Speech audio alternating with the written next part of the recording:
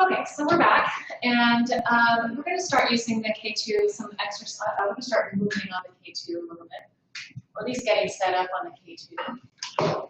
And we're going to start with what are the contraindications for inversion. And first and foremost, of course, glaucoma. So you don't want to increase pressure in someone's eyes if they have glaucoma. Pregnancy, GERD, so gastroesophageal reflux disorder. Low bone density has a question mark next to it. So inversion is a type of traction. And so you have to use your best judgment about who you're going to invert if that person has low bone density. Obviously, anybody that has low bone density, say, whether it's osteopenia or osteoporosis, both of them, you would never hang them from their feet from fuzzies. It's too much traction. It's too high risk for a bone fracture. So is the K2 also a high risk? Well, it's a great question. So you're going to have to use your best judgment to work when you're working with the person in front of you. Obviously, if you're working with someone with osteoporosis, for example, you're not going to spend a lot of time in spine flexion. You're not going to do an exercise called rollover where they're lying on their backs, and their head is here, and their feet go over their head. So this would be a bad choice. There's a lot of exercises that have flexion in them that would be a very bad choice for someone with low bone density. However, if you were to have someone seated with osteoporosis and you were to do gentle pelvic tilts, then you're probably fine. So with the K2, you're going to have to make your best decision about that.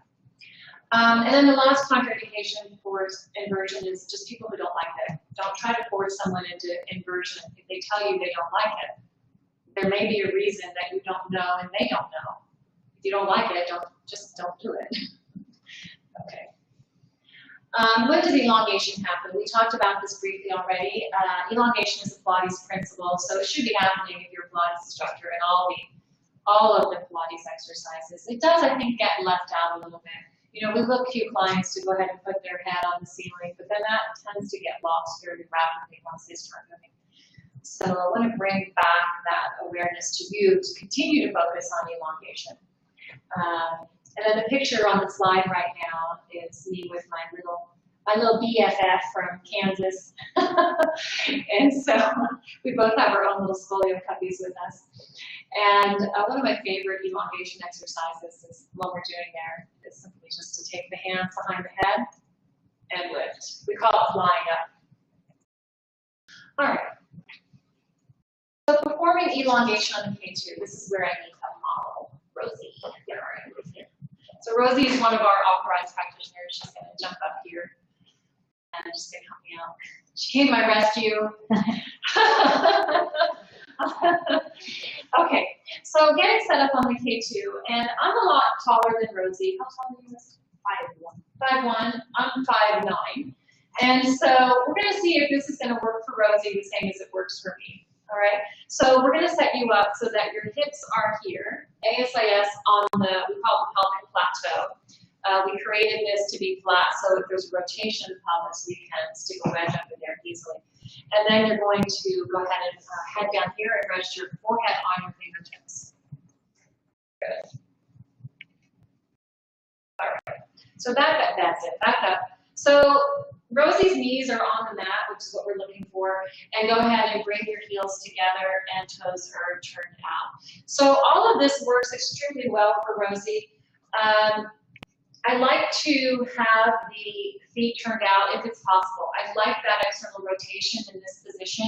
It allows me to cue the client to squeeze their heels together. When they squeeze the heels together, it's a little bit of a set of the pelvis. So it makes the muscles of the pelvis around the hips contract a bit.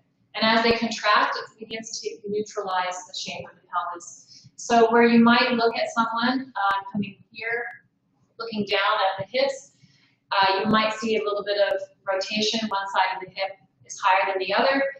Then you can pop a wedge in there to neutralize it. But sometimes all you need to do is squeeze the heels, and that's actually a much better solution. If that's all it takes, and just a little squeeze of the heels here.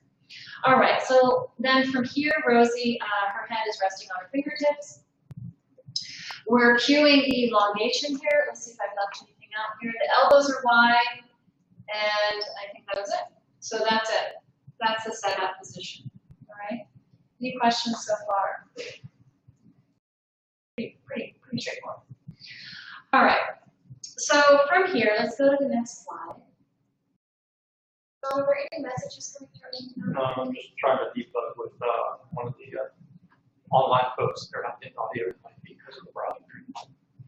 All right, so there's still a little trouble with audio? Just with one person. Oh, okay. Okay, so performing elongation. My glasses.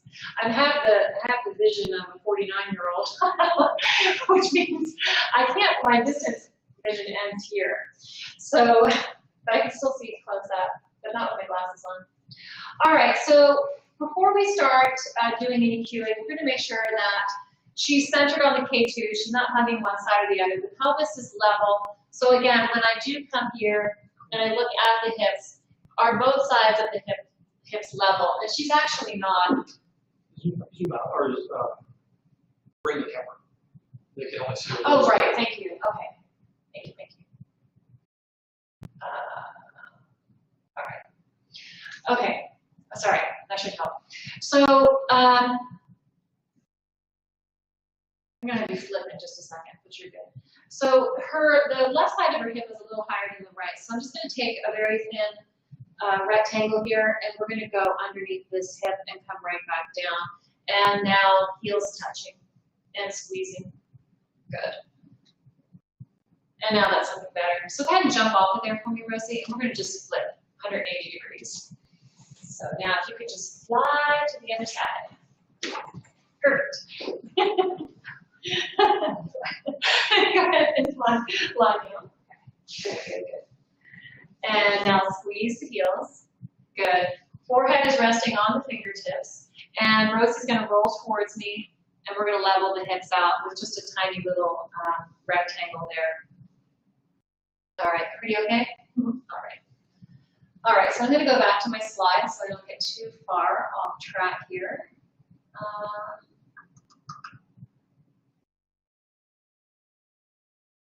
Okay, so she's centered on the K2, the pelvis is level. There's equal space between the head and the arms. So she's lying here like this, and we want to make sure that the head is not too sympathetic to one shoulder over the other. So we want to make sure she's centered there. And then the legs are equally rotated, which she is. She's doing really great here.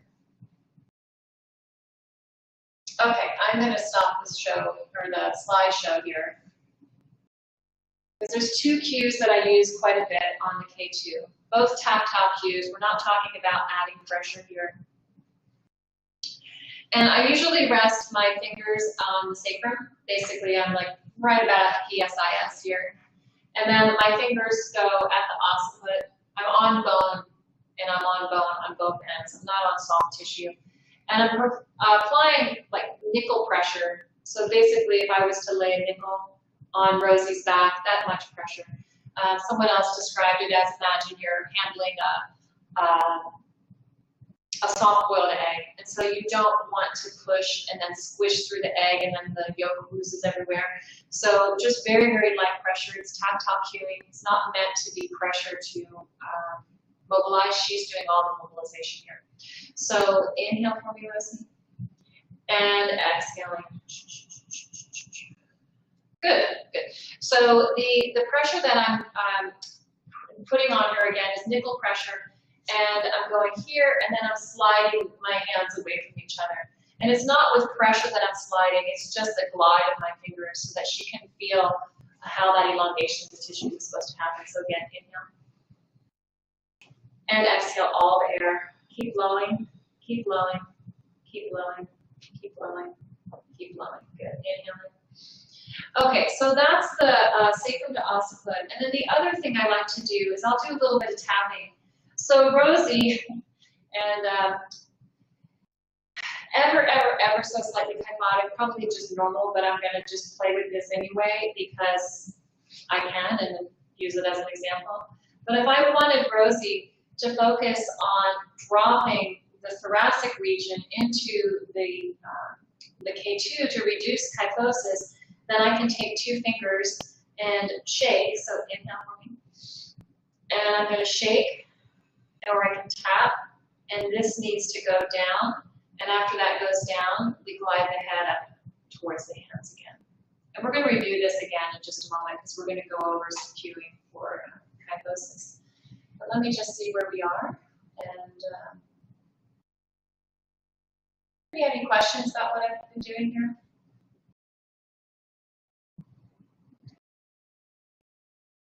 All right, so the imagery is important on the K2 because you don't want them to fall asleep on you. And so the imagery, giving them something to think about, everything from, I think what I wrote down here was tapping. They can melt, that does tend to lead towards the sleep syndrome, but melting and that 2-way tapping pull. So it's just like the rats and the cookies. It's not enough just to pull back on her hips or to encourage her to reach the top of the head. It's about the 2-way push-pull. It's always going to be a 2-way. The other cue I like to use here is don't kink the hose. And of course she's not kinking the hose, but I'll show you what I mean. Can you rest your chin on your hands for me? There. Okay. So if I'm seeing creases at the back of the neck, then I know the hose is kinked. I'm sorry? Larger than you. Oh, thank you. Thank you, thank you, thank you. There. Okay. So if we talk about the hose, we're talking about the spinal canal and the fluid that's running up and down the spinal canal. And if we think of that as a hose, and we know what happens when you kink a hose, it stops fluid from moving. And so I want you to imagine, Rosie, that the spinal canal is a hose filled with fluid, and you don't want to kink it, so the chin needs to stay closer to the neck. So we have that length here and not a kink here. Nice. So she's doing that perfectly. And let me go back.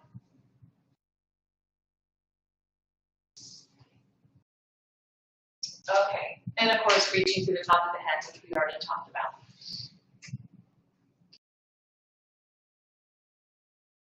All right, so the common mistakes with the K2, believe it or not,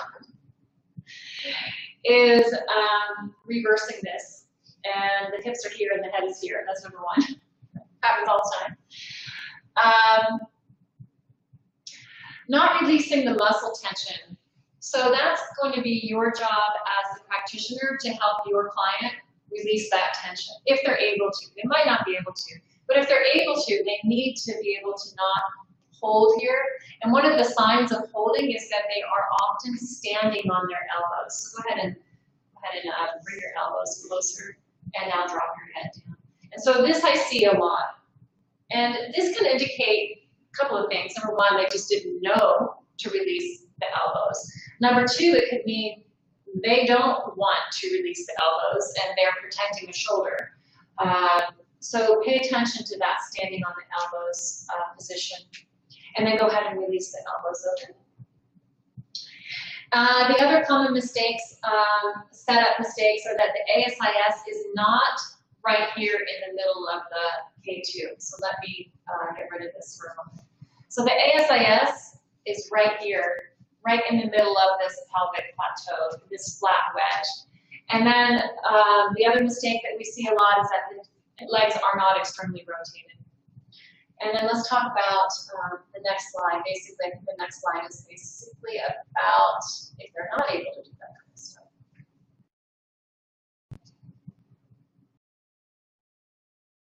Okay, so troubleshooting.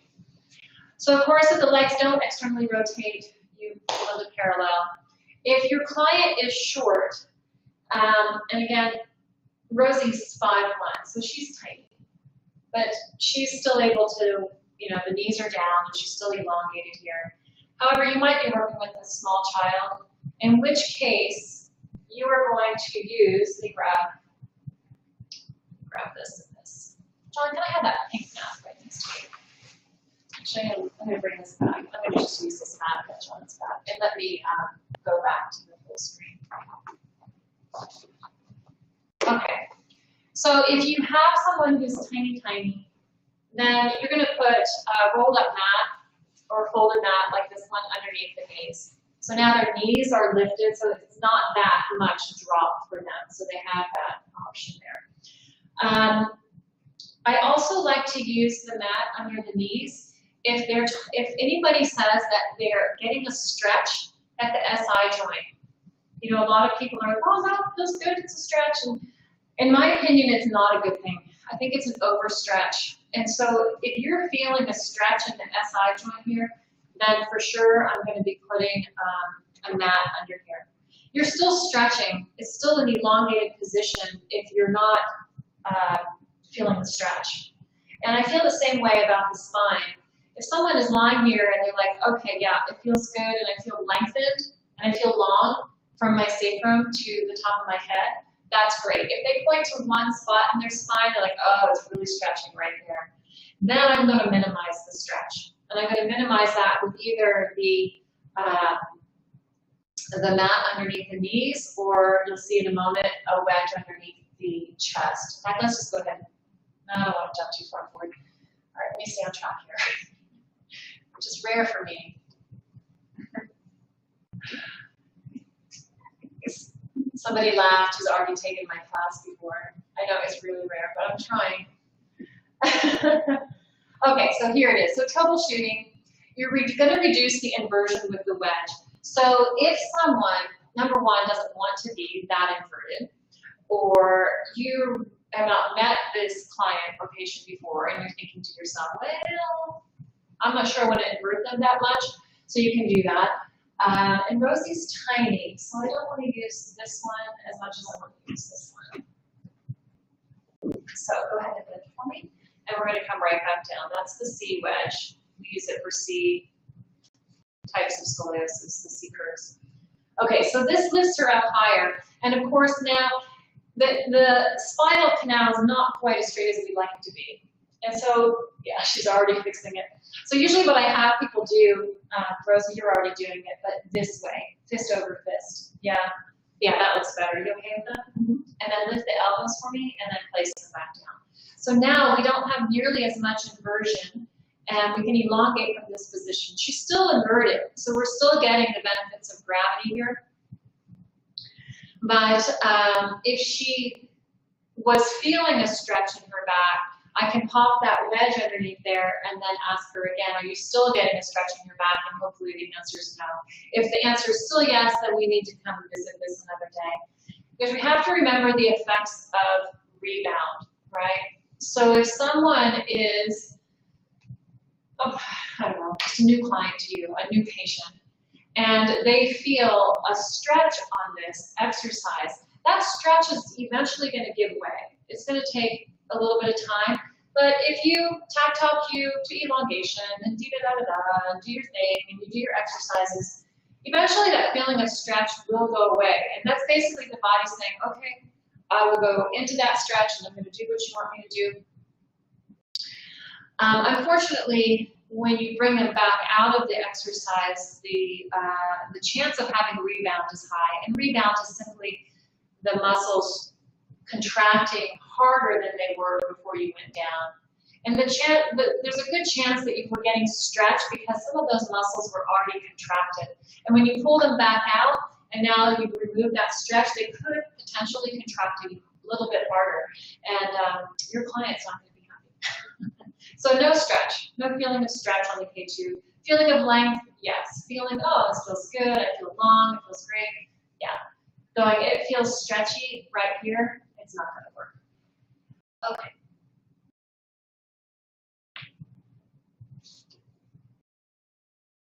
Okay. We talked about the importance of strengthening before, and I don't think I need to repeat it. So the slide's there, you can read it, and it's the same stuff we went over. Neuromuscular stimulation, diaphragm as stabilizer, increased capacity to hold a more neutral position. Okay, let's do this. Oops, went the wrong way. What I had to do was that. All right, so now you can see. So let's just practice a breathing exercise. And if everybody who's in the room would grab a partner in a K2, you can practice this also. And that way we'll know if there's any questions that are going to come up from this. And what we're going to practice on the K2, Michelle and Maria could partner up here. I didn't hear you. We'll give Rosie a break. She's been on that one. Rosie, do you need to come up? John's concerned. John, close it. Do we have a volunteer that wants to go? Yeah. Jenna, do you want to come up? Yeah, come on up. It's a long time to be upside down. It's Rosie. Thank you.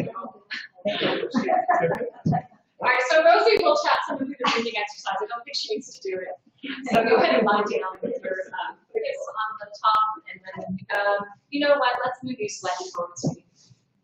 So let's go there. All right, so ASIS on the top ledge there. Your heels are touching, your knees are apart, and cute, cute, cute. Awesome. All right, you're a little off center, so let's move you to the left just a little bit. I'm on full screen. Okay, good. All right, so I'm going to start with Jenna in just an elongated position here. And so you can choose who's going to be on the wedge and who's going to be doing the tactile cueing. And if you're the one doing the tactile cueing, the hands go on the sacrum, they go on the occiput, and you just give a little shake and a little stretch.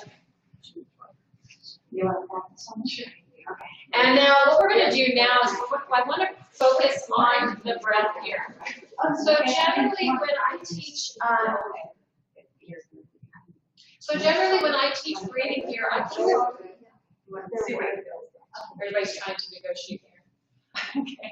So generally when I teach breathing, I teach a full exhale. So it's going to look like this. Inhale for me, Jenna. And I'm giving her a little lengthening cueing, a little shake. That's a neuromuscular, it's a neurostimulation. John, we just lost camera. I don't know if anybody can hear me, but we just lost camera. Oh, here it comes. Okay. No, it just okay, anyway, we're good. You're going to inhale here, just gently. Just a gentle inhale. And now exhale all the air. Keep blowing, keep blowing, keep blowing, keep blowing. So I'll cue the whole room, okay? So inhale for me, just gently, just gently. And now from here, you're going to exhale all the air, all the air, all the air. So a little tiny shake, that's it. It speaks to the neuro system. So last time, inhale for me. Exhale all the air, keep blowing, keep blowing, keep blowing, keep blowing. And those of you who are the students on the K2, you have an option now of staying here and resting for a moment, or you can come up to sitting while I chat. So for the breath, I used to cue always the big inhale and kind of letting the exhale happen, or full exhale. But now I've either reversed that, or now I focus on the exhale. So I was teaching this exact exercise to a little girl you saw a few slides back who were doing the flying up exercise. I was teaching it to her, and she's doing a great job. And I was teaching her the deep, deep inhale and then blow it all out. And I turned around to say to her mother, you know, isn't she doing a great job? And the mother had almost passed out. Because the mother was breathing with the child, you know. And so when I went on to study the work of Diane Bradley, and when I interviewed her on the radio, she said that her motto is, when in doubt, breathe out. She said there's too much focus on the inhale. People start hyperventilating like that. And so if we focus on the exhale, and we exhale completely, and we just let the inhale happen, and the inhale just, it will happen. Then there's not that hyperventilation syndrome that starts to happen. People don't get lightheaded. Mothers don't pass out in the corner. It's been a much, much better way to go for me. And I just wanted to present that to you in case it ends up working for you. So let's do 3 more breaths here for those of you who are on the wedge. We're going to just inhale gently. Forehead's resting on the fingertips. Knees are apart, heels are pressing. And now exhale all the air, all the air, all the air. And then just feel the inhale happen naturally. You created a vacuum with the exhale, and now we're just going to inhale naturally. And again, when you're ready, exhale all the air, all the air, all the air. And now again, we're going to inhale naturally. Good, everybody. This looks really, really good. And then take a break there. Come on up to sitting. And Jenny, you can come on up to sitting too.